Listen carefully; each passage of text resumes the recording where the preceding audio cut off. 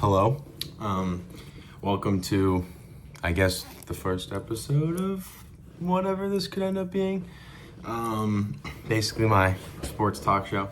I was thinking a name like Long Shot or Going Long because I play receiver, obviously, so I was like, incorporate receiver. Anyways, for this one, I'm really just going to give my first round college football predictions. I might go into the second round and just explain all of them, but at least for now, I'm only going to give the first round. So, and at the end, I might have one take and one just talk about something. But let's start it off. Friday night, first game, we have Notre Dame versus Indiana. Indiana at Notre Dame. This game, when I first thought about it, I was like, ooh, Indiana, 11-1 season. Obviously, their first season of that success in a while. I thought Indiana was going to win. Then I really started thinking about it more. And I mean, look at Notre Dame. Obviously, they had the horrible Week 2 loss to NIU, 16-14. But ever since then, they've had a win against Louisville, who beat the ACC champ Clemson, who also lost by 7 to the ACC runner-up in SMU, and lost to Miami by 7, who was the second team out of the playoffs. They also beat Georgia Tech, who was competitive with a lot of teams. They also beat Miami. They lost to Georgia in, I think it was 7 overtimes. Notre Dame beat Navy 51-14, who just beat Army, who was the AAC champ. And Notre Dame also beat Army 49-14. So that, I mean, they won those games 100. They outscored them 100-28. In their past, ever since the NIU game, Notre Dame outscored their opponents 441-134, which is obviously insane. But then you look at Indiana. They beat Nebraska 56-7, who was 5-1 going up to that game, and ended the season 1-4 after they played Indiana. So you could say Indiana ruined their season. They were barely bowl eligible. They were ranked before playing Indiana. The only stain is in Indiana's only current ranked opponent. They played Ohio State and they got beat 38-15, which if you watch that game, you know it wasn't really close. But looking at, you can look at statistics and whatnot, but at the end of the day, I was really thinking about it. It seems like Notre Dame, after that loss, has been on a hot streak, and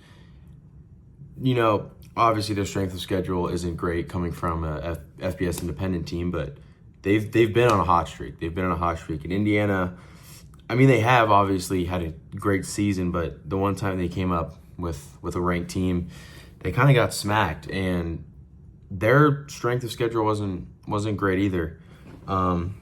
And I also think some important factors. This is the first college football playoff game that's played at home,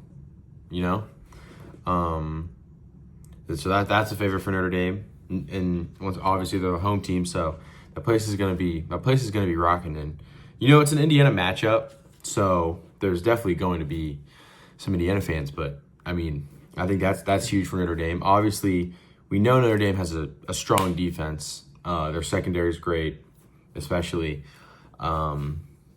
Indiana's is too, obviously. So I think it'll be a more defensive game. But I do think Notre Dame has the edge in Jeremiah Love. I think he's one of the best running backs in the country. They also have Riley Leonard, who's a running quarterback, obviously. So I think their run attack, I think Indiana will stop it somewhat, but I think their attack will just keep going and keep going. And I don't fully see any game-changing playmakers on Indiana other than possibly Curtis Rourke. So I'm taking Notre Dame in that game, probably about 6-14 points maybe, but I think it'll be a low-scoring game. I don't think there will be more than 30 points scored by either team. All right, the next game we have SMU at Penn State. This is the noon game on Saturday. So for this game, you have Penn State as the 6th seed. they've looked pretty strong.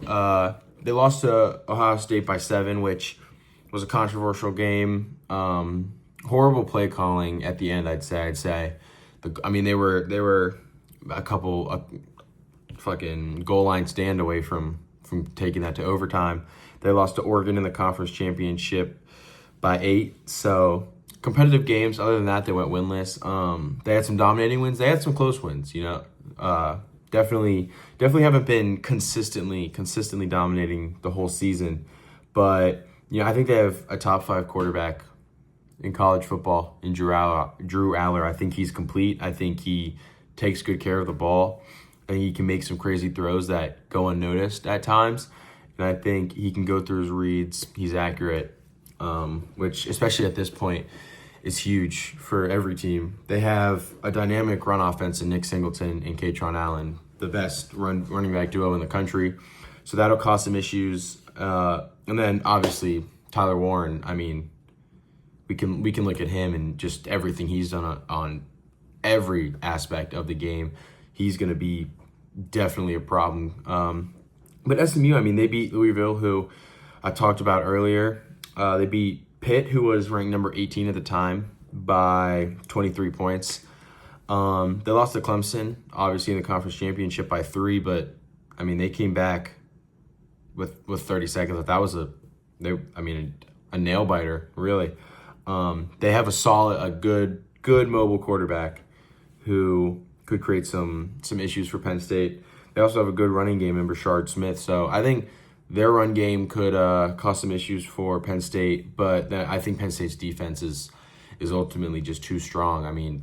With everyone, Tony Rojas, Dennis Sutton, Bill Carter. I think their front 7 too is gonna slow down SMU to a point they haven't really faced, and I also think Penn State's offense, especially in the pass game, is going to be too much. So I think Penn State's going to win by probably a comfortable 17 to 24 points. Next game, we'll just go straight into it. We have Clemson versus Texas. And at first, when I thought of this game, I thought, oh, Texas takes this easily. But then I thought about it, and I think the SEC championship kind of changed how I viewed Texas. But so looking at it, Clemson didn't necessarily finish the season off strong. In their last 4 weeks of the season, they lost to Louisville. They beat Virginia Tech by 10. They beat Pitt by only 4, and then they ended up losing to South Carolina, who's obviously their rival. They did win the conference championship, obviously, which you could argue is the reason they're in. And I'd say the highlight of their team has been Cade Klubnik. He struggled at first, but he finished the season 3,300 passing yards, 3,800 all-purpose yards, 33 passing touchdowns, and only 5 interceptions. Ended up getting 40 all-purpose touchdowns. And ultimately, this is his homecoming game. He's from Texas, won a state championship there. This is his first game back. He has teammates on the other team. He played against Quinn Ewers in the state championship, so his family's going to be there. He's going to want to prove something already on this great run he's had. But then you look at Texas. Texas was the 1 seed at one point, the 2 seed at one point. Only 2 losses to the same team, who has arguably been the best team for the past 5 years, maybe. They lost in the regular season in Quinn Ewers' first game back, and then they just lost in the SEC championship in overtime. So been a consistent team. Haven't had the greatest schedule, as we see. They only beat Vanderbilt by 3, beat Arkansas by 10, beat Kentucky by 17, beat A&M by 10. That's since the Georgia loss. So they picked it up towards the end. Texas A&M was a good team. My only issue with them is Quinn Ewers, really. I think the SEC championship game kind of made it apparent. He obviously still has the ability to take the top off of a defense, as we saw with a lot of those deep balls. But I think he's been hesitant, and I don't think he's fully stepped into throws. I think he's overthrowing a lot. I don't think he feels confident out there as he once did, which obviously later in the playoffs, and especially against a team like Clemson, can hurt the team. Since his injury, he has 16 touchdowns to 6 interceptions. He's averaging 254 yards per game. So his stats are there, but from what I've seen, I don't think his confidence is there. But I do think something for them is they have Arch Manning as a backup who I think can come in and ultimately with the weapons around them be good enough to at least get them past Clemson. Their receivers are solid in Isaiah Bond, Matthew Golden. I think they can make plays on Clemson. They have a great defense. Their defense is only they're averaging 15.6 points per game. So I think Texas is going to win ultimately. I think Quinn Ewers could be the deciding factor, but I think if Arch Manning has to step in, he'll step in and do fine. So I think Texas is going to win by probably about anywhere from 10 to 20 points. Then the last game, this was a similar one. At first I saw this, I was like, oh, Ohio State's going to win. But then I was thinking about it more. They obviously have the loss to Oregon by 1 point. Very good game. And then you have arguably the most shocking game of the season. They lost to Michigan 13-10 in what was one of the worst offensive coach games I've ever seen. I mean, you look at the defense. The defense allowed 13 points. The one touchdown was off of a turnover inside the 10. So you can't really say much about that. The defense did their role, but I'd say Ryan Day and Chip Kelly let the pressure get to them. Simple as that. So they also beat Penn State. So I mean, coming in, they're the 8 seed.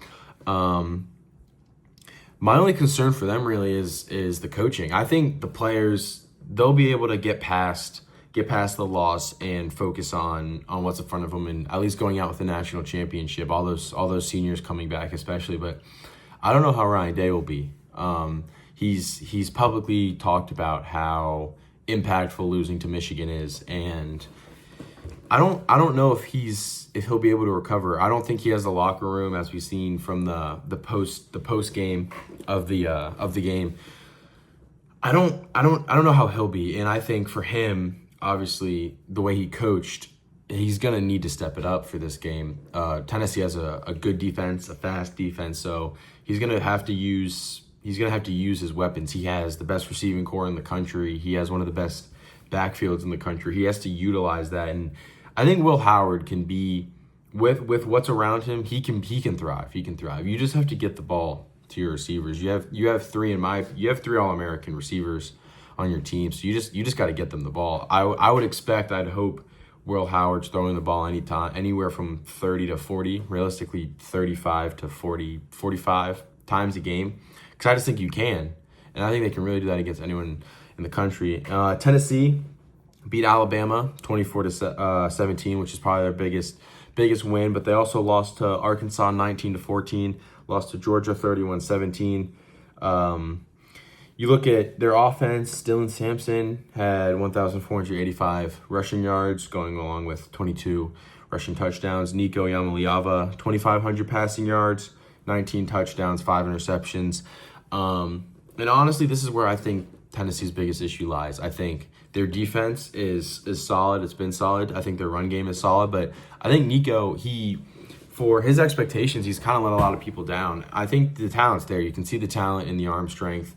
You can see it in the accuracy at times, but I don't think he's capitalized on that. I think a lot of overthrown passes, a lot of missed passes, which at this level, especially in the playoffs, can't happen. You need to be on it at all times, and I'm not sure if he has taken the steps in the regular season to translate to the postseason, especially going against a very, very stacked Ohio State defense. So I think that, going along with everything in Ohio State, I think Ohio State's going to win pretty comfortably. It's also a night game in the shoe, which doesn't happen often. So I think, regardless of the fan attendance, I've seen a lot going on about Tennessee's gonna make the shoe orange.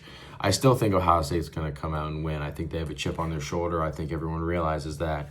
So I think Ohio State's going to win probably by, once again, 17-24. I think it'll be one of their showings. First half, they might be up 3-10, somewhere in that, and then second half they'll step on it and end the game off. And my last topic, this doesn't have to do with college football. It's something I was thinking about earlier on, and I saw this throw by Josh Allen, and it's probably one of the best throws I've seen this season, and quite frankly, in the past couple seasons. And it really just got me thinking. I think, we've seen Mahomes make a lot of these throws like that, but I've seen Herbert do it.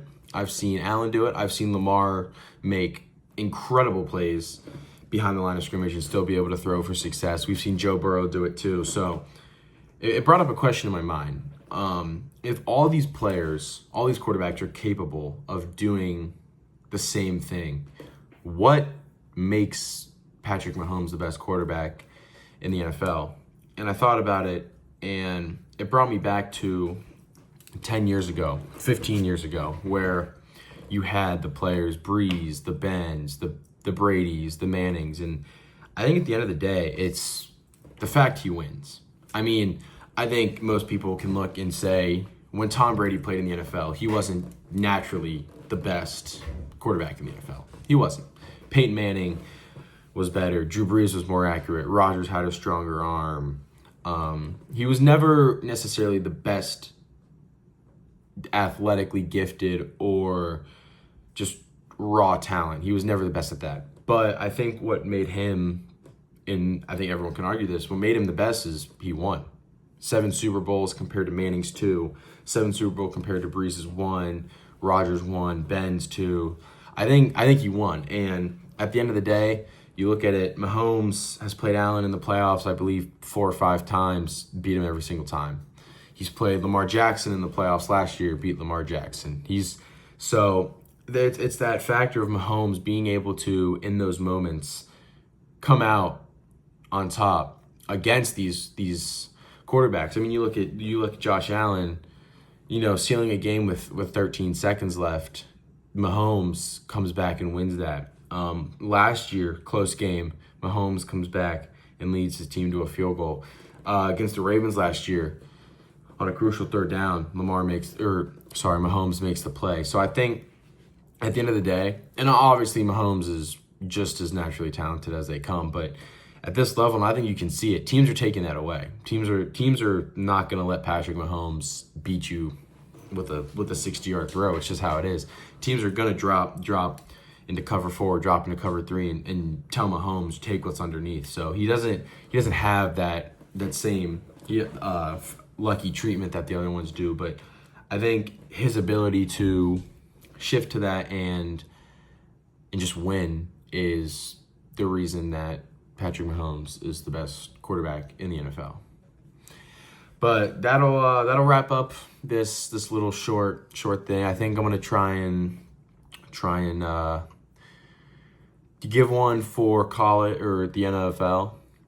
Probably after this week, maybe before Christmas. Try and put one up, and then send another one before the next round of the college football playoffs. I'll come back and give my predictions on that. I think I'm going to do week to week until the championship, and then also go into the NFL playoffs. So thank you for watching. See ya.